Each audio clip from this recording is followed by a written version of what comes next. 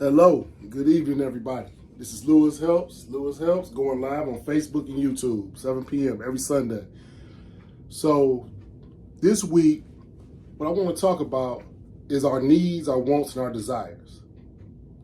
A child, through their family and through their environment, understands the difference between needs, wants, and desires. I have an idea of what that means. I want to share that with y'all. So a need is basically things that we need physically to survive. Talking about oxygen. You're talking about water. You're talking about food. Some type of shelter to protect us from the outside forces, protect our body, protect us from intruders, from animals and things of that nature. These are the basic needs that every human being has. Everybody is born with these same needs. Then you have wants. Wants get a little confusing. And the reason being is, my theory is this. Human beings are really only born to deal with needs and desires. Wants are the confusing part of our flesh. Wants are the things that get us in trouble. Wants are the things we don't always understand. This is why. Start off with needs: oxygen, water, food, shelter, things like that. Things that if you go without, you'll probably lose your life. That's a need. Desires, I believe, are connected to purpose. When I say purpose, I'm talking about why do you live? Why do you have breath in your bones? And why do you need these things? It's because you have a purpose. Desires are built with purpose in mind. That means identity. It means, why were you created? Why are you here on earth? What is your actual need for living, if that makes sense? I'm going somewhere with this. The needs and the desires go hand in hand. Because without desire, desire is tied to emotion. It's the very emotion that makes us so confused in this area. I'm going to get to this area next. Your needs are connected to life. What's up, Mr. Fleming? You know I love these boards. I got to bring the board out. I got to figure out how to take the light off the board, though. But anyway, that'll come. So your needs are connected to life.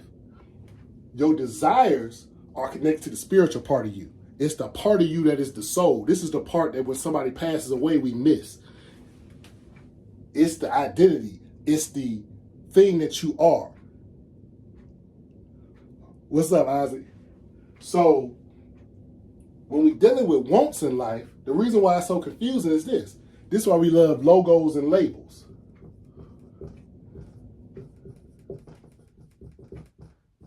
Because see, our wants are the confusion of our desires, our very nature to want to be the best, to have the best, to express ourselves in the best way possible. But we end up expressing ourselves in a very physical sense. That's why we can't get enough Jordans. No matter how many colors they come in, we still want more. We can't get enough bags. Women love bags. Can't get enough bags. I'm not doubting nobody. Ain't nothing wrong with this. The problem is when you think this is all you got is wants. Your wants are always tied to your ego and what you want everybody else to think. What everybody else think. That's what your wants is tied to. Because you think if I express myself and clothe myself like this, then the world will look at this uniform and they'll think I'm this type of person. This is why wants get confusing. Desire speaks to that which you're supposed to be deployed in. Like Dr. Miles said, you're supposed to be deployed somewhere. You're supposed to be influencing somebody's life based upon how he created you. Now, what do I base this on? I base this on in Luke 12. Jesus talks to the disciples. And while he addressing this big crowd in Luke chapter 12, and these two brothers come up, I guess, and the one brother say, why don't you tell my brother to give me my inheritance?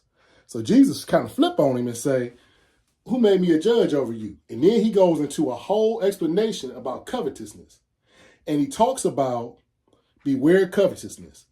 And he breaks down about the wolves. He breaks down about animals. He breaks down about the lilies. He does a comparison to Solomon. Now, Solomon was a guy he gave all the knowledge to and wisdom that has ever been. There's been nobody as wise as Solomon.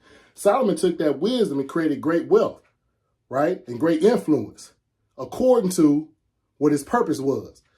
People think that Jesus is talking against wealth. He's talking against money. That's not what he's talking about. What he's talking about is if you use what your desire is, your purpose, how I made you, what you've been identified as. That's why he talks about the animals. The animals do what they do. They ain't confused.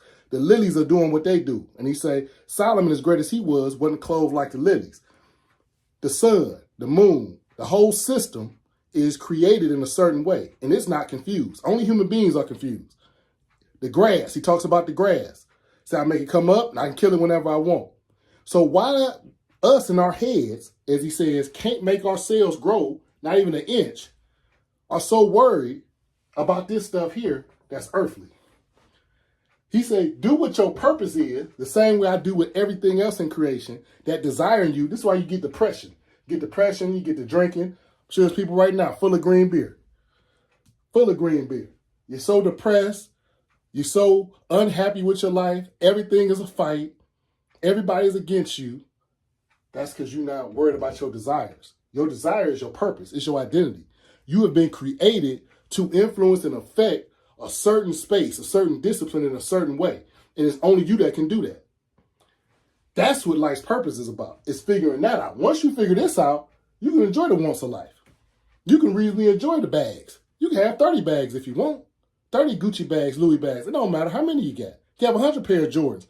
When you understand this, when you realize that don't make you, that it's the purpose and identity that God gave you, and that's the desire that's fighting to be expressed, that's what he's talking about what you clothe with.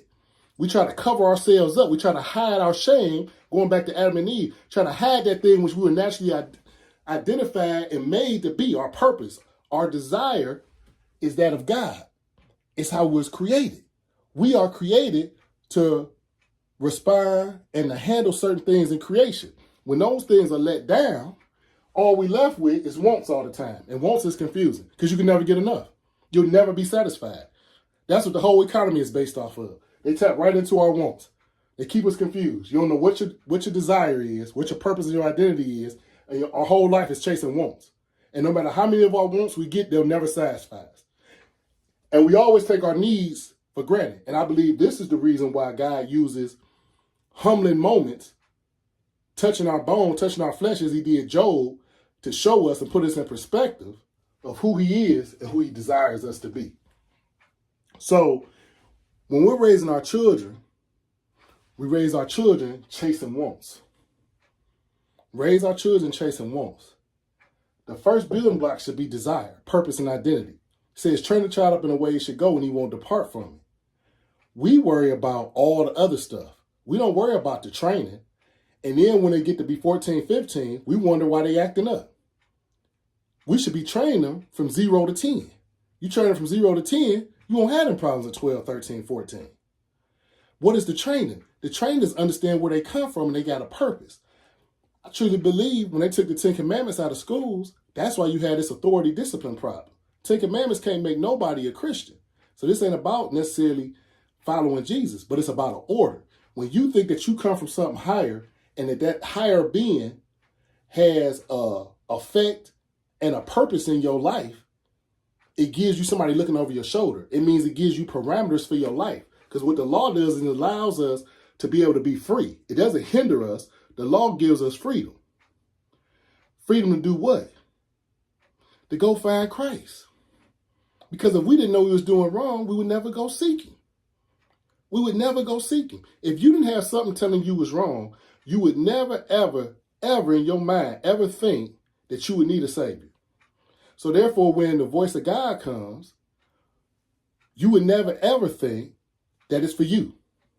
Because you cool. You all right. Everybody needs parameters. Our children need parameters. Our children need parameters. We need to feel when we're doing something wrong. There should be things that we are better than.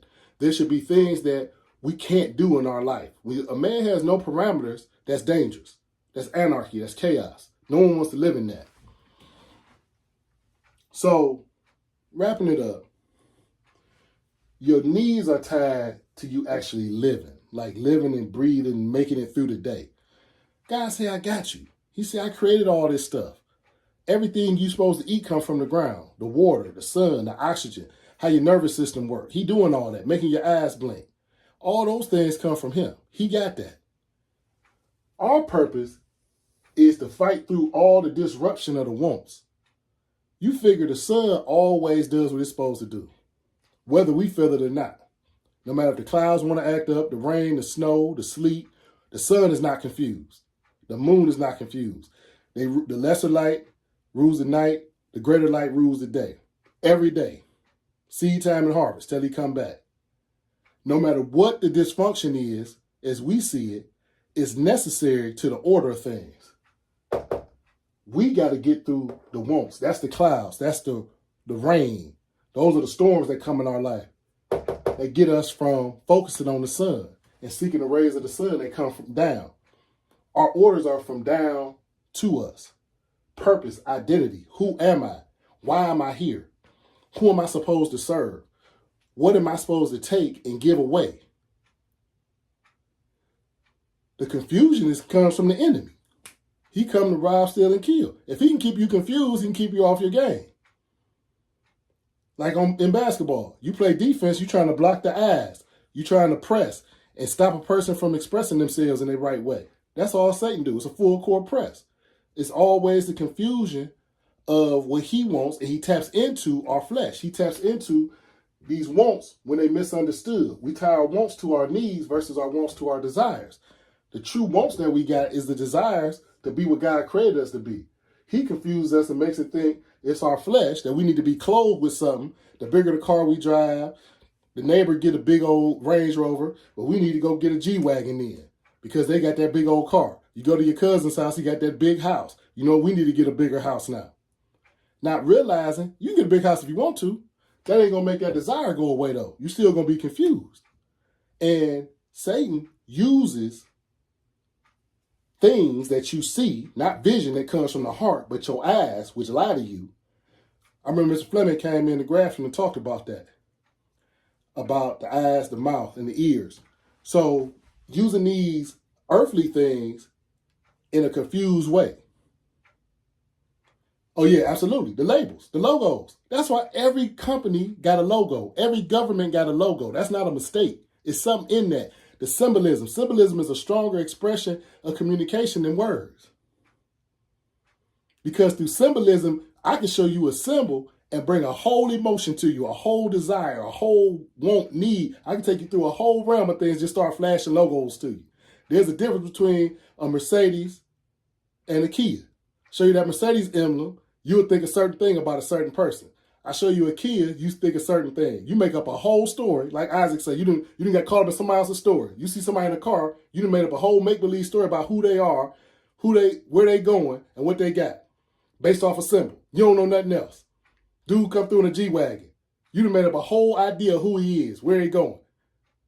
So, finishing up, man, we got to teach our children who they are, their purpose and their identity. That's what they crying out for. What they desire is to know where they come from.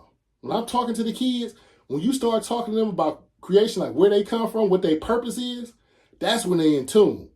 That's when they really tap in. That's when they really listening to you.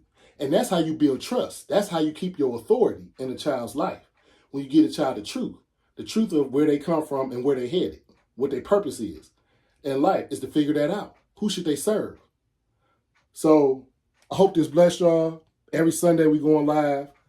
Go to Lewis Helps on YouTube. Please subscribe, like. Every Sunday at 7 p.m. I'll be coming to you, Lord willing. Please give me feedback, comments, what y'all would like to talk about, how y'all felt about it. All right, thank you. See you next Sunday at 7.